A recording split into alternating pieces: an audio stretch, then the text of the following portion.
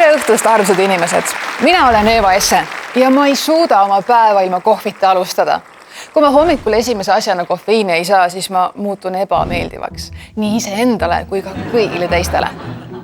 Ma olen veel närvilisem kui tavaliselt. Ma nähvan igal võimalusel ja rahunen alles siis, kui ma vähemalt pool liitrit kohvi olen endale sisse saanud. Paraku ei ole see aga mu ainus sõltuvus. Täpselt samad sümptomid ehk rahutus ja närvilisus ilmnevad mul ka siis, kui ma mõtlen kartulikrõpsudele. Minu puhul ei ole nii kui proovid juurde soovid lihtsalt mingi reklaamlause, vaid see on päriselt ka mu igapäevast elu dikteeriv mantra. Ainult 3 tundi ilma paprikakrõpsudeta ja mul hakkavad reaalselt käed värisema. Sõltuvused on hullud asjad. Eriti muidugi päris sõltuvused, mitte need, mille käes mina vaevlen. Nad muudavad inimese elu maapealseks põrguks ja keeravad tuksi ka sõltlaste lähedast elud. Ja just sellest, sõltuvustest ja nende mõjust meile kõigile tahan ma täna õhtul teile rääkida. See ei toimi. Ma ei ole enam mitte kordagi mängimas käinud. Kuulsid sa mitte kordagi ja ma ei lähe ka enam. Joko, mitte selles ei ole enam asi. Milles on siis asi? Joko! Ära kurat Jokot raisk!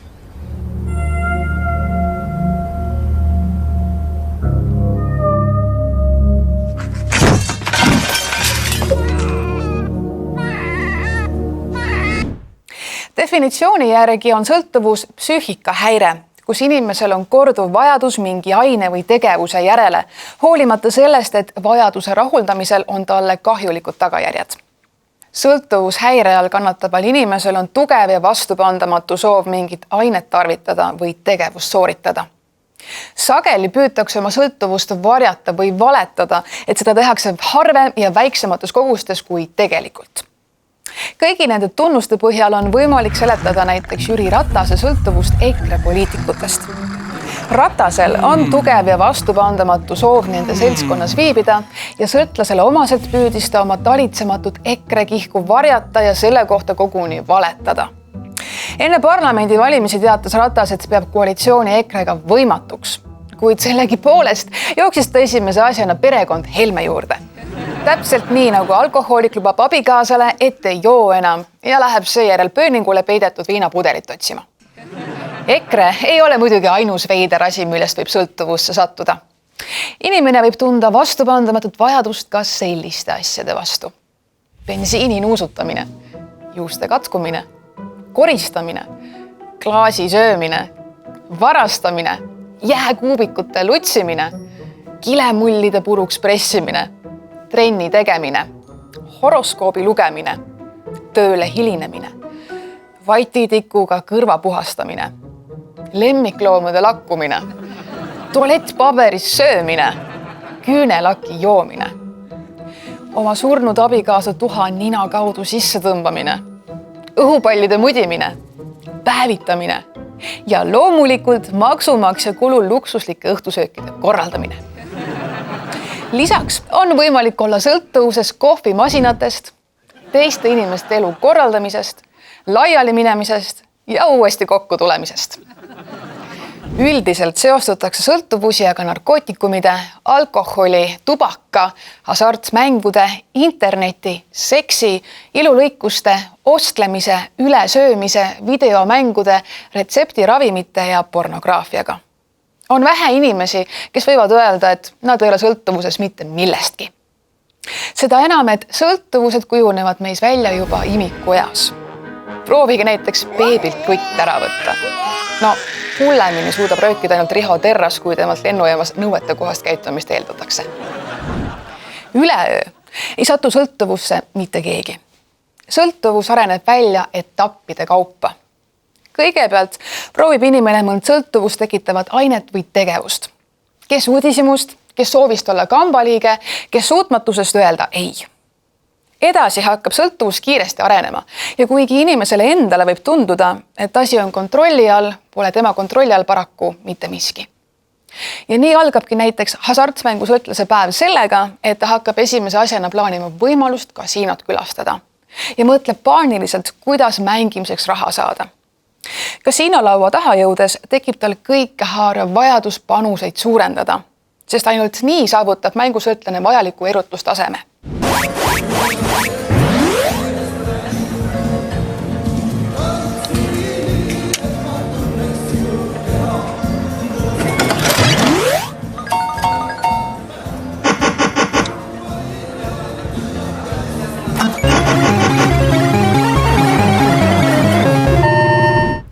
Sõna hasart ei ole ju hasartmängu juhuslikult sattunud.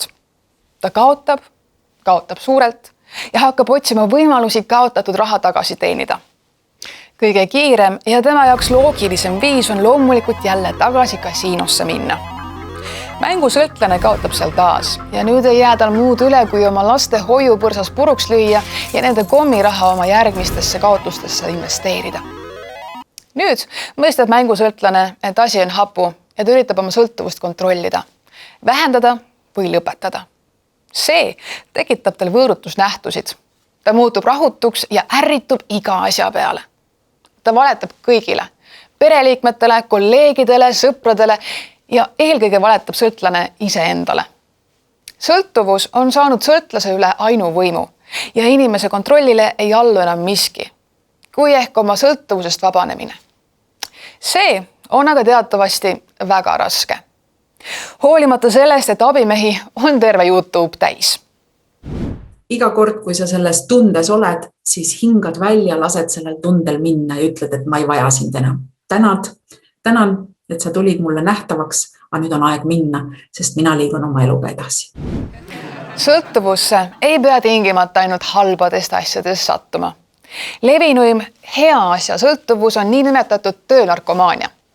Töönarkomaan on jäänud töö tegemise lõksu ja on sellest täielikus sõltuvuses. Ma tegin seda tööd 24/7, ma tegin seda südamega ja vastutusega ja rõõmuga. Kui arvata, et Jüri Ratas valis hotelle, siis ei, see nii ei olnud. Et on olemas Riigikantselei, on olemas protokolli osakond, kes peaministri tööd alati toetab, teeb seda professionaalselt, on seda teinud, teeb täna, teeb ka kindlasti tulevikus. Töönarkomaania on suuresti sotsiaalne probleem.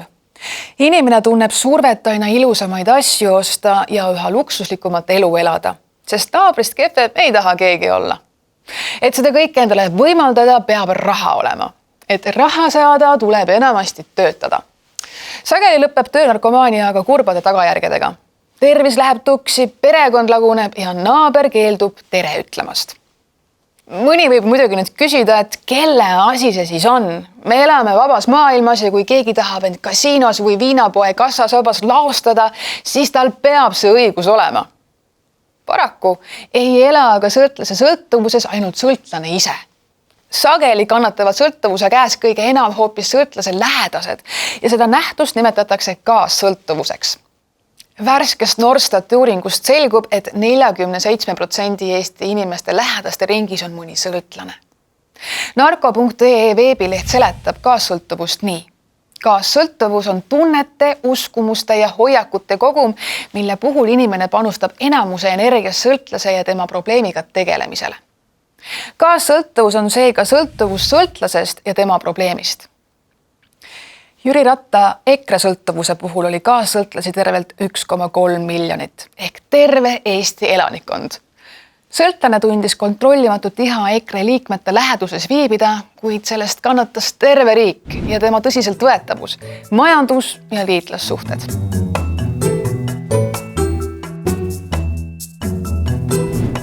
Sõltuvus on niisiis suur probleem ja mitte ainult sõltlasele, vaid ka tema lähedastele.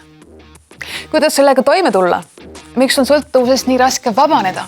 Ja mida saavad ja mida ei saa teha sõltlase lähedased? Sellest kõigest räägime pikemalt juba pärast pausi. Ärge kuhugi kaduge.